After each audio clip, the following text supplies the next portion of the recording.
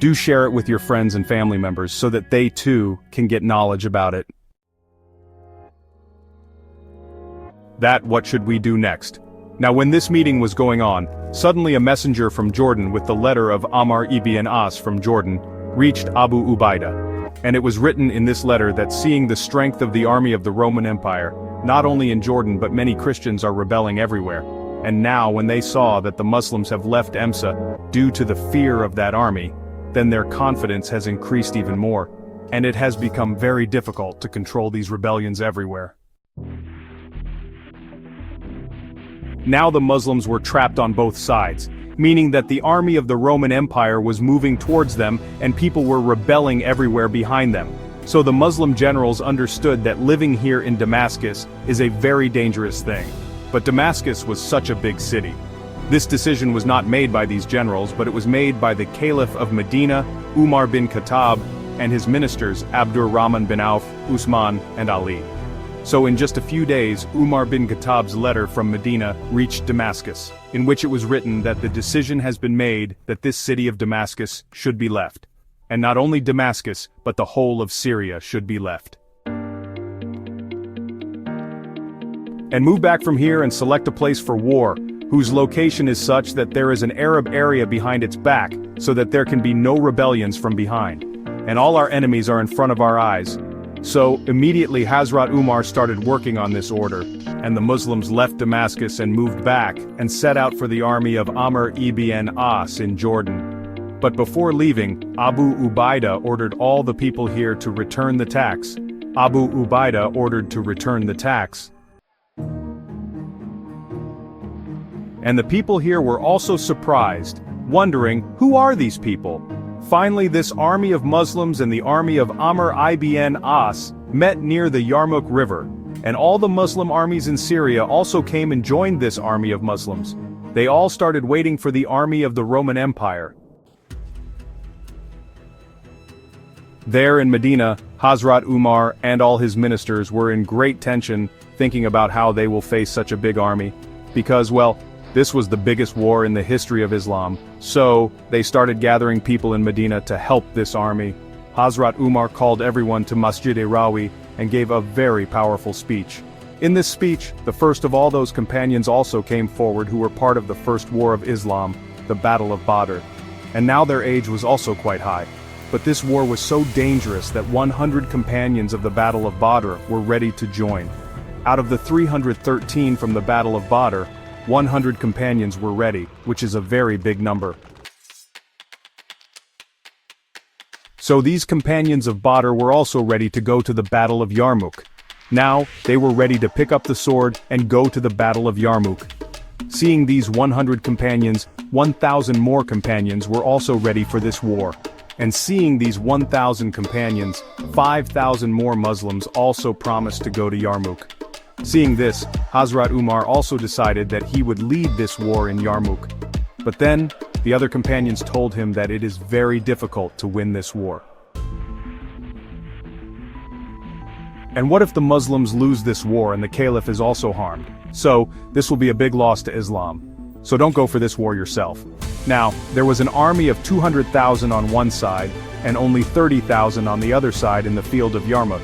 But after a lot of days, none of these two armies were attacking each other, and for many weeks, the sounds of wine and parties kept coming from the Roman camp. And it didn't seem that these people had come to fight. So seeing this, Khalid bin Walid thought that there must be some conspiracy going on behind this. So suddenly one day, a man from the Roman general Wahan came to the Muslim camps and told Abu Ubaidah that they didn't want to fight, but wanted to make a deal. He said, "Send your strong general to us tomorrow." So, Abu Ubaidah, of course, sent Khalid bin Walid to them. As soon as Khalid bin Walid reached there, the Roman general lined up his army in a straight line to scare them, and filled it with full armor so that the fear of the Roman Empire would settle in the hearts of the Muslim general. But who were these people scaring? And this was absolutely right, because if you look at it, in this army of the Muslims of Yarmouk, Caliph Umar bin Khattab's own son, Abdullah bin Umar, was also included. But not as a general, but as an ordinary soldier. Apart from this, the last caliph, the son of Hazrat Abu Bakr, Abdurrahman bin Abu Bakr, was also included in this war as an ordinary soldier, and the generals of this army were all people who had nothing to do with the tribes of Hazrat Umar. Khalid bin Walid, of course, rejected all the offers of the Romans in this meeting and came back to his own camps. But wait a minute, isn't this a strange thing, that after having 200,000 Romans, they do not want to fight the Muslims but want to deal? Actually, all this is a lie. The Romans did not want to make a deal with the Muslims, but wanted to buy time. Do you remember we said that not long before this war, the Roman and Persian empires were not just friends but had become relatives, and both of them started assembling armies against the Muslims at the same time. So the Roman Empire did not make a deal with the Muslims, but was waiting for the army of the Persian Empire so that they get ready soon and they could attack the Muslims together and finish them. So, this deal was just an excuse which Khalid bin Walid had already realized. So he directly sent a letter to Hazrat Umar explaining that all this is going on here. So, Hazrat Umar sent orders to the Muslim army in the Persian Empire that they should not fight the Persian Empire at any cost but start negotiations with them, saying that they did not want to fight anymore and would go back to their areas, so that the Persian Empire's army slows down, and it worked. The Persian emperor was very happy to hear this and started wasting a lot of time in these negotiations with the Muslims. So in this way, Hazrat Umar had delayed the danger of war from the Persian Empire with great planning. Now the Roman army was still waiting for the Persian army, but suddenly they saw that a new army had come from Medina and joined the Muslim army. This was the same army of 6,000 that Hazrat Umar had sent. But this army was given orders that all of you will not enter the field of Yarmouk together, but every day, 500 or 1,000 people in small groups will enter this field. Do share it with your friends and family members so that they too can get knowledge about it. Yarmouk, the biggest and most famous battle in the history of Muslims, in which on one hand, the Roman Empire was standing with its full strength with an army of 2 lakhs. And on the other hand, the Muslim Khalid bin Walid's leadership was standing with only 30,000 Muslims. But wait, Khalid bin Walid was removed from the post of army chief before this battle. So how did he become the leader of this battle? The story of this battle, the story of Yarmouk, is going to be very interesting. In the era of the first Khalifa Abu Bakr, the superpowers of that time took a stand against the Roman and Persian empires, and when Hazrat Umar became the Khalifa, the Muslim Khalid bin Walid's leadership had conquered the whole area from these 2 empires. But as soon as Hazrat Umar became the Khalifa, he removed Khalid bin Walid from his position of army chief, which we have explained in this video, and instead of him, Abu Ubaidah ibn Jarrah was made the new army chief of the Muslims. Now, it was finally time for the Muslims to leave Syria and go to the capital of the Roman Empire, Constantinople in Turkey, which is now called Istanbul. But suddenly, a messenger from the Muslim capital of Medina, Khalifa Umar bin Khattab, with a very important letter, reached Amasa from Medina at full speed. And that messenger went straight and sent this letter to Abu Ubaidah. In this letter he wrote a very strange thing. It was written that the Muslims were not allowed to advance further, and it was clearly written that after Amasa, no other area should be conquered. And of course all the armies of Abu Ubaidah and the Muslims accepted these orders of Hazrat Umar without any question. But now with this order of Hazrat Umar, a very big problem happened, that the speed of the Muslim army, which had been very slow before by the removal of Khalid bin Walid, now it is almost over. And it was so slow that, look at this map. Before this, Hazrat Abu Bakr had conquered such a large area from Medina to Damascus. But now in the first 2 years of Hazrat Umar, the Muslims were only able to move forward from Damascus. But now the question was that why was Hazrat Umar stopping the Muslims from moving forward? Because Hazrat Umar was given leadership training by the Prophet himself, and once upon a time the people of Mecca gave the Prophet an offer, and that offer was that we will make you the king of Mecca if you call our gods along with your God. But instead of taking the easy way for the Prophet, he rejected this offer, and for many years he tolerated the oppression of the people of Mecca. Similarly, Hazrat Umar also knew that this empire of Muslims would spread a lot from these attacks, and he himself would become a very big king. But this would not benefit Islam. Because if you look at it today, there are almost 2 billion Muslims in the world. But even after 2 billion, Muslims have no status today. So Hazrat Umar wanted that even if the number of Muslims is less, but true Muslims. Meaning Hazrat Umar was more concerned about Islam than his own government. Now, in the era of Khalid bin Walid, the Muslims had conquered a big city like Damascus. It was such a big city that it is still the capital of Syria and Syria. So under the leadership of Abu Ubaidah ibn Jarrah, the Muslims advanced further than this city and reached another very important city of the Roman Empire, Amasa, which is now called Homs. Amasa was not an ordinary city, it had long walls. And in front of these walls a very big canal was built so that no one could reach the walls of the city. Now, under the leadership of Abu Ubaidah, the Muslims surrounded this city from all sides. But now the problem was that when the Muslims reached this city, it was the coldest winter of December. And there was a lot of snowfall here, and the Muslims had come from the hot desert of Arabia, so they could not tolerate this cold. Even after a long time, the Muslims could not conquer this city. And finally one day the Muslims decided that we are tired now, so they left this city and started going back. This was the first time in history that the Muslims were leaving a war and going back. Seeing this, the general of Amasa and the people were very happy, and said that we knew that the Arabs could not tolerate this cold. So the general of this city ordered his army to attack the Muslims so that they could get rid of the Muslims quickly.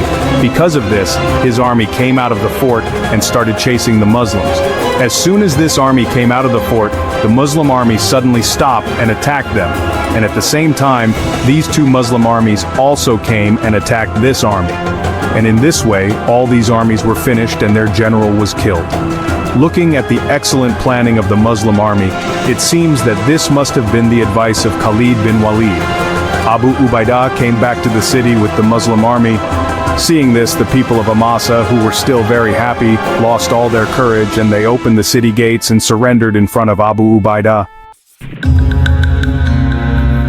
So he again sent a letter to Hazrat Abu Ubaidah, which meant that now you are not just an army chief, but you are the governor of the whole of Syria and the first Islamic leader. So now, teach Islam to people more than just wars, and this is the first time that people outside of Arabia have come to know the system of Islam.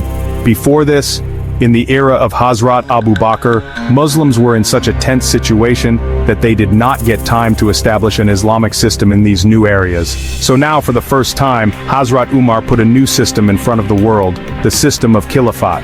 And Hazrat Umar chose Hazrat Abu Ubaidah for this task because Abu Ubaidah ibn Jarrah was one of the first 10 Muslims of Islam. And after bringing Islam, he was involved in every decision of the Prophet. He was so loyal to Islam that when Muslims and infidels met in the Battle of Badr, Abu Ubaidah's father was in the army of the enemies. And when the war began, Abu Ubaidah's father was killed by his own hands, after which no one had any doubt about his commitment to Islam. That is why Hazrat Umar removed Khalid bin Walid and made him the new leader of the Muslims. Because now, more than a war, a leader was needed who could teach people the real purpose of Islam. So, Hazrat Abu Ubaidah divided the whole of Syria into small parts and appointed new governors. He built his new headquarters in the city in front of everyone so that if there is any threat to the Muslims, they will be the first to know. He appointed his right hand, Khalid bin Walid, as the governor of Damascus, the real capital of Syria. And he appointed Ammar ibn Yas as the governor of Jordan. In these areas, according to the system of Islam, he created a system of zakat and jizya. He also created Islamic courts and even a police system. In front of everyone, he removed the powerful people from their positions and punished them like ordinary people. When the people of the Roman Empire saw all this, they were surprised that these people are much better than our previous government. After all, more than a year passed, and the Muslims did not conquer any other city after the emissary. Rather, they used this time to strengthen their empire. But from all this time, almost a year, the emperor of the Roman Empire also got time to make a very big army against the Muslims. But now, the Roman Empire had become so weak that the emperor of the Roman Empire, Hercules, did such a thing which was impossible to think of before. It so happened that the emperor of the Roman Empire, Hercules, first extended a hand of friendship to the emperor of the Persian Empire. And not only that, but he also married his granddaughter to the emperor of the Persian Empire. And in this way, for the first time in history, the Roman and Persian empires became not only friends, but also relatives. This was very impossible because before this, the Roman and Persian empires had been enemies of each other for the past 800 years. But now, these two empires had become so afraid of the Muslims that they forgot the past 800 years of enmity and became friends with each other. It was just like today, if Pakistan and India become one against someone else, or even worse, if Palestine and Israel become friends against each other, which was impossible. But the fear of the Muslims against Hazrat Umar forced them to become one. So now, these two empires together began to form a very large army against the Muslims. After which, great battles like the Battle of Yarmouk and the Battle of Qadisiyah were fought. The Roman Emperor called a meeting of all his generals in Antioch, in which he asked a simple question: what is the reason that we lose in every battle even though we have more numbers than the Muslims? On which all his generals gave the same answer: the armor of the Muslim army is much lighter than our army. That's why their speed is always faster than ours, and Muslims never fight with us in one battle, but always fight in small groups. So the Roman emperor heard all this and stood up from his throne and said that now there is only one solution to all these things, and if you, my generals, want to avoid the slavery of the Arabs forever, then the entire Roman army was ordered to gather here in Antioch. Along with that, he sent letters to all the governors of his provinces that whoever is capable of fighting, whether they like it or not, they should join the army of the Roman Empire and be sent to Antioch. Because of which, a very large army of the Roman Empire began to gather in Antioch. And their plan was to get out of these small tricks of the Muslims and fight a very big battle face to face. Now, when all this was happening here, the general of the Muslims, Abu Ubaidah ibn Jarrah, was getting news of every move of the Roman emperor, because of which the Muslims were very tensed. What will we do now? How will we fight such a big army? Because now, the Roman Empire was moving towards them to take revenge from the Muslims. Seeing this anxiety of the Muslims, Abu Ubaidah quickly called another meeting and called all his generals and asked, what should we do in front of such a big army? On which the advice of all the generals was decided that we should leave this city without any fight and go back to Damascus, where Khalid bin Walid was present with his army at that time. But before leaving, Abu Ubaidah ibn Jarrah called the finance minister of this city and gave him orders that all the people who had been taxed jizya should be returned the money, because we had taken this jizya tax for their protection, and now when we can't protect them anymore, then we have no right on this tax. So here the Muslims were preparing to leave this city, and there that finance minister with his team went to every house of Emsa and was returning the tax money to the people. Seeing this, the people of Emsa were again surprised. What kind of creature is this?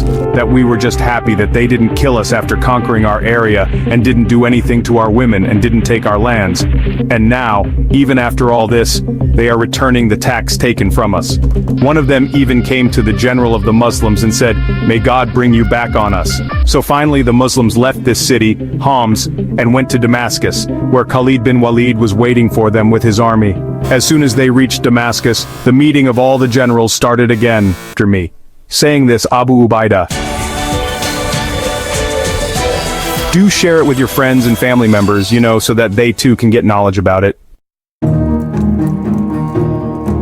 The biggest benefit of which was that every day the Roman Empire gets up in the morning and, sees that a new army comes in front and meets the Muslims.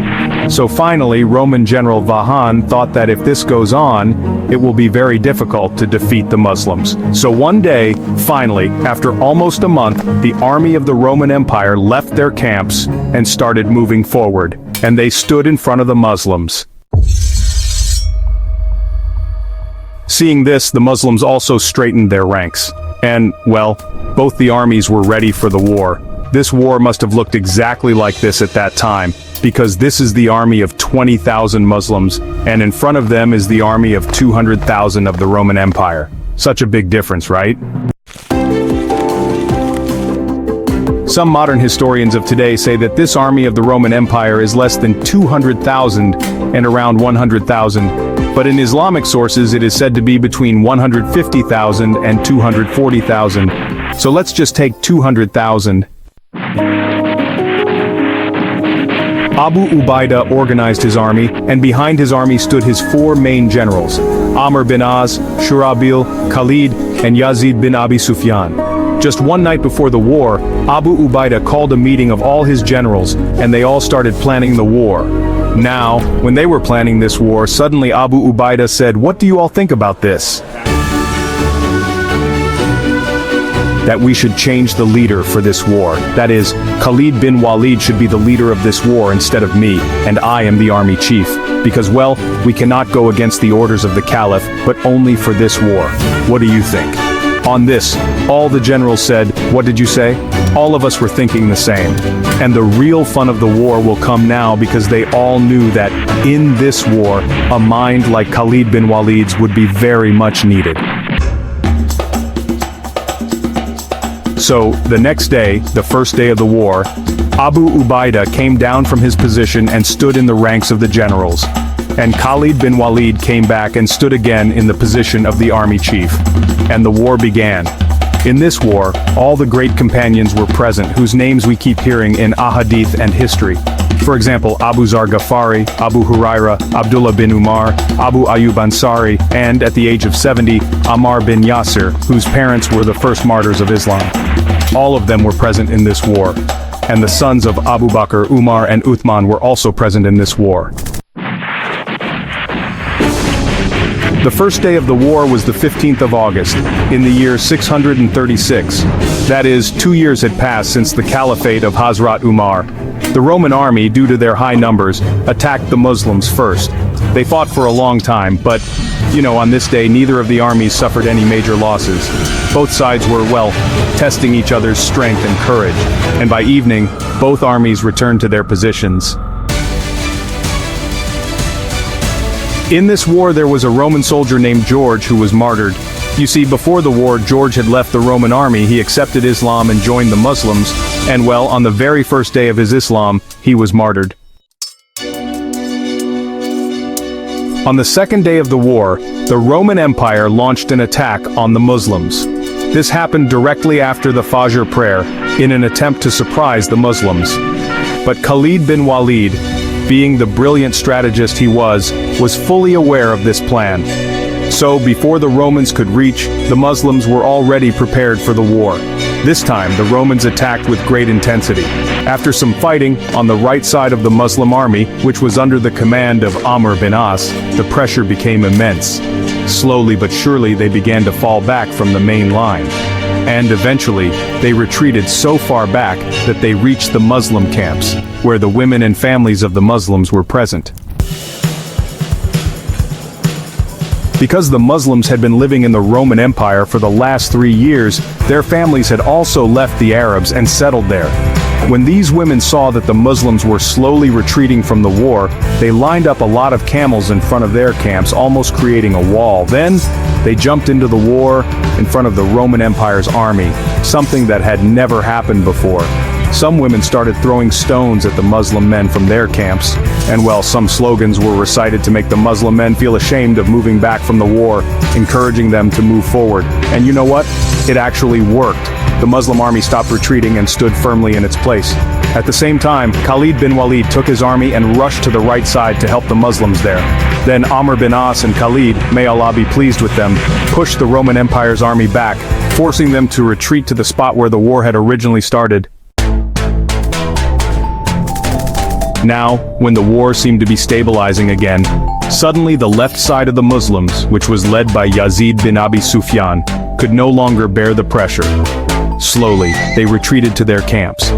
Once again, the Muslim women raised their swords and joined the war against the Roman Empire. Meanwhile, the rest of the women began throwing stones at the men.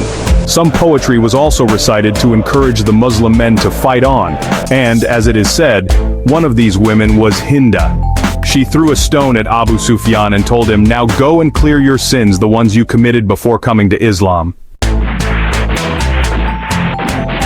After all this, the Muslim army managed to stabilize itself once again. Seeing this, Khalid bin Walid with his army rushed once more, this time from the right side to help the left side at full speed.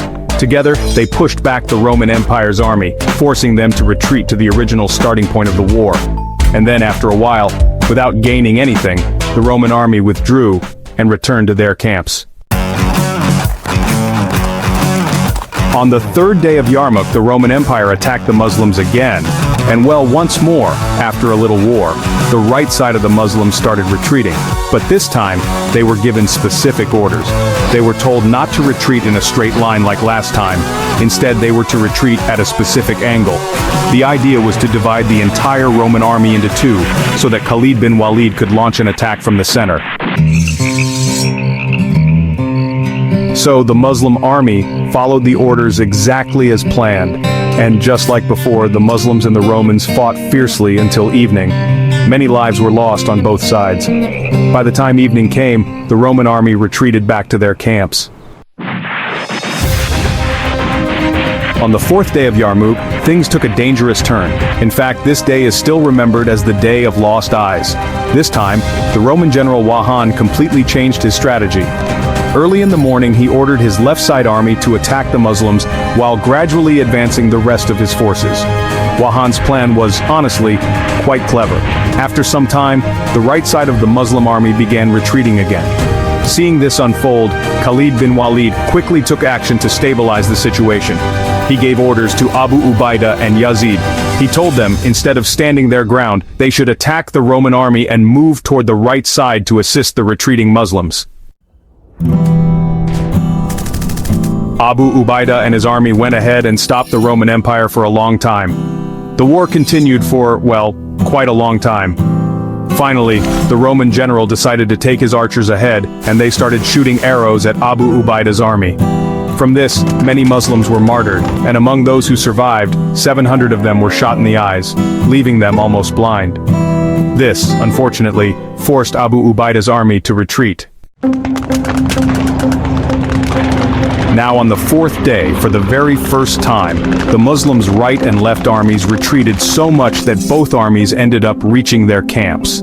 And there, once again, the women left their camps, picked up swords, and started fighting against the Roman Empire. Meanwhile, other women began throwing stones at the Muslims, urging their Arabs to rise up. In this Battle of Yarmouk, the role of Muslim women was, well, truly remarkable. A Muslim soldier later said, "That day on the day of Yarmouk, we were not as afraid of the Roman Empire's army as we were of these women's words and stones." Similarly, the Muslim army, even though it was much smaller than the Roman Empire, stood firmly in its place. The Roman soldiers were honestly surprised. They wondered why, even after being so much larger in number, they couldn't force the Muslims to move back. And, after a while, evening fell. Even though the Roman army numbered 200,000, they couldn't achieve anything significant. In the end, they had no choice but to retreat from the war. The Roman Empire's army and the general thought that this would be a fight of 1 or 2 days, but seeing the courage and passion of the Muslims, the morale of the Roman Empire was completely down. The Muslims also suffered the most loss on this fourth day, and when the Muslims went to pick up their martyrs from the war, they also found Ikrimah bin Abu Jahl among these martyrs. He had fought very bravely in this war, and had even taken the oath of martyrdom in the middle of the war. What a strange thing. This was the son of Ikrimah Abu Jahl, who was the biggest enemy of Islam. And now, the son of the same Abu Jahl had sacrificed his life for Islam. After the fourth day, in the night, he called a meeting of all his generals in Wahan and asked, "What happened? Why are we not able to win?" So he was told that the Muslims are not going to retreat, and now our army is also very tired. They said, "We are not able to fight anymore." So, with the advice of all his generals, Wahan finally took a decision. At the beginning of the fifth day, the Muslims were ready for the war. But that day, the Roman Empire did not attack. Instead, they sent a messenger from their side to the Muslims. The messenger told Khalid bin Walid that the Roman army does not want to fight anymore. He said, "So, we will end this war here. We will fight again some other day." Even after hearing this, the Muslims stood in their lines, prepared for battle. But on the fifth day, there was no fight. So, Khalid bin Walid called all his generals for a meeting and told them about this offer from the Romans. Some generals expressed that not only the Romans but the Muslims were also very tired, so they suggested accepting this offer. However, the opinion of Abu Ubaidah and Khalid bin Walid was that the war had just started. After listening to everyone, Khalid bin Walid stood up and said, "This was our strategy till now, that we will not attack them, and we will just make them tired. And when they get tired of fighting, then our real game will start." So, Khalid bin Walid rejected the offer of the Roman general, and sent an order to all the Muslims to be ready for the attack. On the sixth day, instead of the Roman army, a young Roman warrior, Gregory, who was a very powerful soldier, came in front of his army and challenged the general of the Muslims. So for the first time, Abu Ubaidah ibn Jarrah stepped forward to fight him. But Khalid bin Walid stopped him and said, "You are almost 50 years old. How will you be able to fight this young boy?" So, Abu Ubaidah replied, "If I don't go, then people will say that the general of the Muslims got scared of a young boy. And in case I get martyred in this battle, then I will nominate you, Khalid, as the army chief after."